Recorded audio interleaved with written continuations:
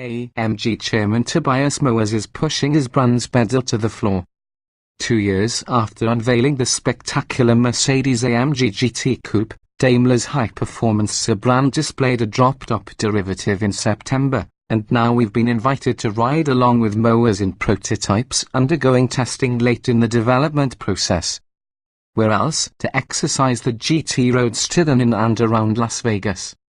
Sin City is a perfect place to sample a GT Roadster. The city embodies money and glitz, and the surrounding landscape of otherworldly terrain and deep canyons is lined with many widely open and lightly patrolled highways.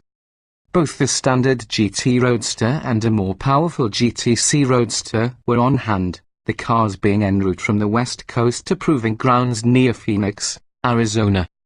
Is AMG not testing in Death Valley? Not anymore, says Moers, noting that his team made its last trip there in 2015. We can test everything in Arizona, he says. And Arizona allows for more easily reproduced conditions and nearly as much heat, but at a private facility where there are no interruptions from police, nosy tourists with smartphones, or prowling spy photographers. Here are the details of the two models we rode in. The base GT Roadster makes 469 horsepower, the GTC Roadster 550 horsepower. There also will be a GTS Roadster packing 503 horsepower.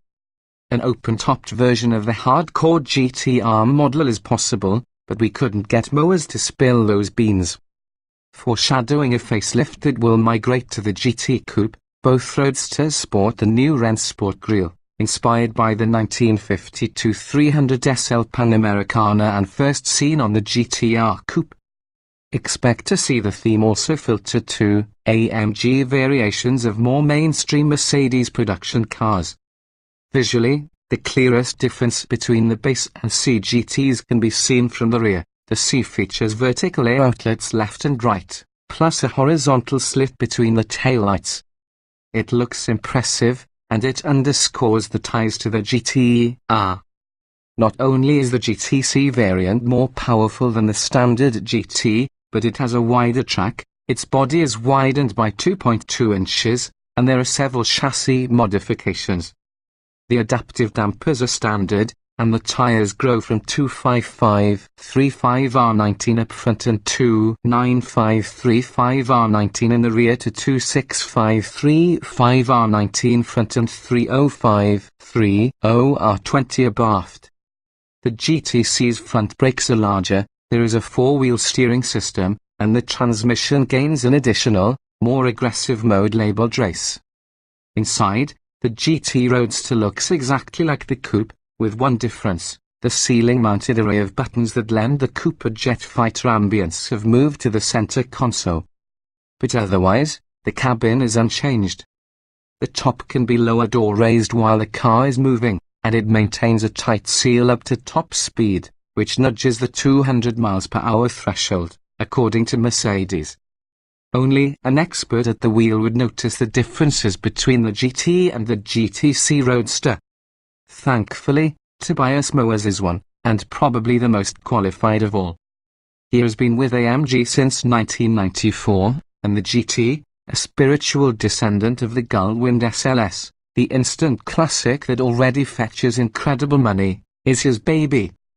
But even from the passenger seat, remember, we weren't allowed to get behind the wheel. One can tell that these roadsters exhibit their very own character.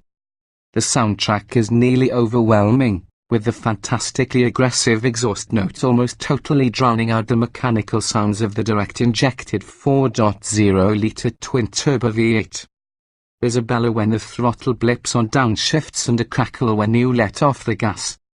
Of course, the aural sensation is amplified when the top is lowered, one of the Roadster's great advantages over the coupe. And that sweet noise is backed up with substance.